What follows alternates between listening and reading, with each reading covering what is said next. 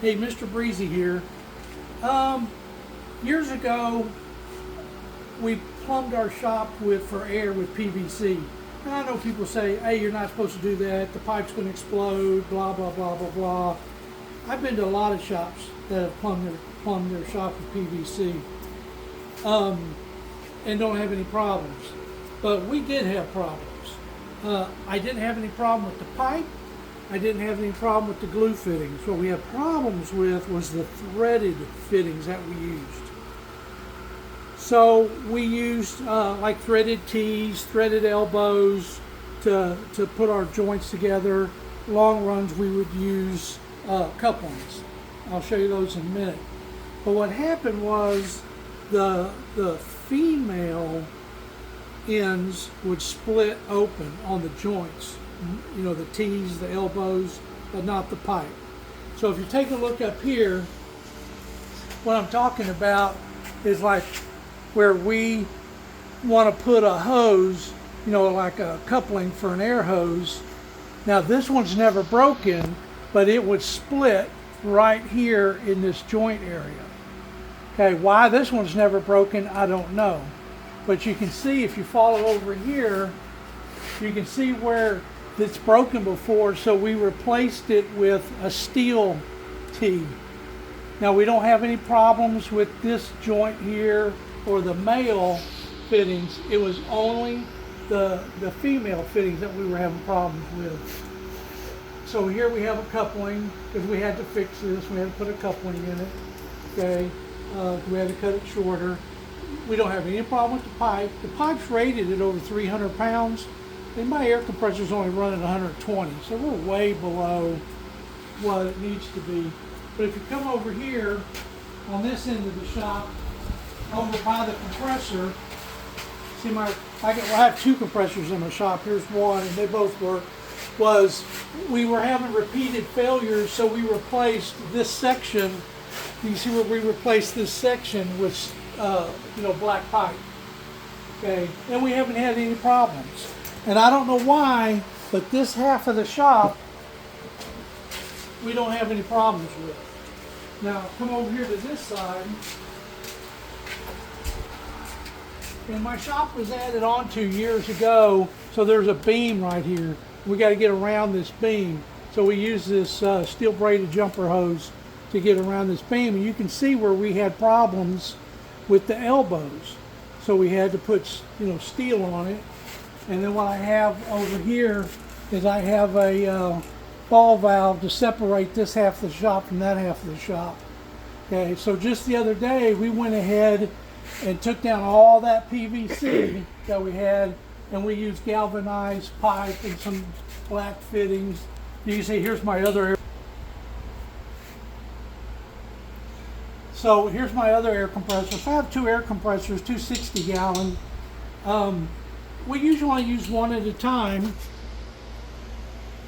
We only use one at a time because we just don't need that much air. But when we're doing a lot of blowing, we're blowing out mower decks or we're blowing out engine bays or something, we'll run both compressors. So we have that 60 gallons. And then over here, I have another tank that I can connect to this tank. That gives me a little extra, another 60-gallon tank. I had somebody had a bad compressor, and he didn't want to spend the money to replace the compressor, so he just bought a whole new deal, and I got the tank.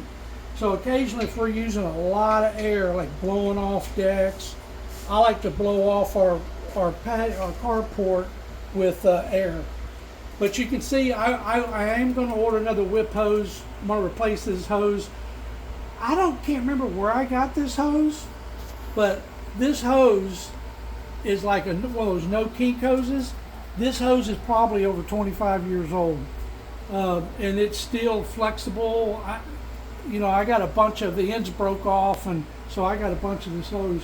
But you can see we went ahead and we plumbed it with the steel pipe all the way down and all the way over here to our hose we use outside.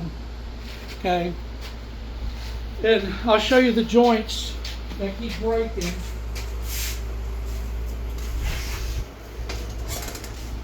like I said, we don't have any problem with the male ends. It's the female end that we have problems with. And what will happen is it'll split. If you can see this, it'll split on this seam line right here. And on the elbows, you can see this elbow just happens to be threaded, but it'll split right down the middle of it here. It'll start leaking and get a nice split in it. And here's a T, and the T has, PVC, just regular smooth, and then this end here will have the threaded end. And again, it'll split on this seam, or it'll split right here in this joint, right in the middle of it. And it's just a good enough leak. The couplers, no problem. We don't have any leaks with those. Okay. Now, if you take a look here, I looked it up. What is the right torque? It says, if you read, it said, make it finger tight, generally tighten, add 1 to 2 turns. There's no specified torque, but they're saying 10 to 25 pounds max.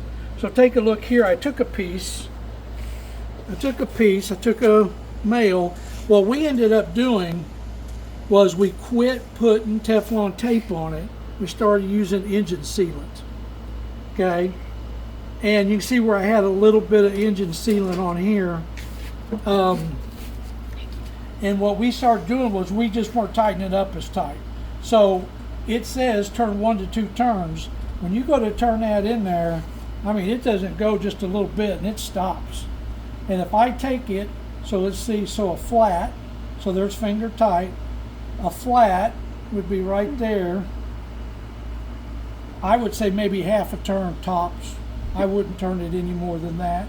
And it seems like when we started using the engine sealant and just not tightening it as tight, it seems like we had a lot less trouble. But as far as, splitting at the seam here, but we still had trouble with it splitting here for some reason. I don't know why. That's why we went to steel. So if you've got a shop and you're questioning, hey, should I run PVC? Look, if you just got a short run, it's not a big deal for you, I'd say go ahead. But use steel T's and elbows. And then you use a coupling to put in the steel elbow, and don't tighten it up so tight. That would be my suggestion. So, as always, let me tell you, cheap labor isn't always the best, and the best labor isn't always cheap.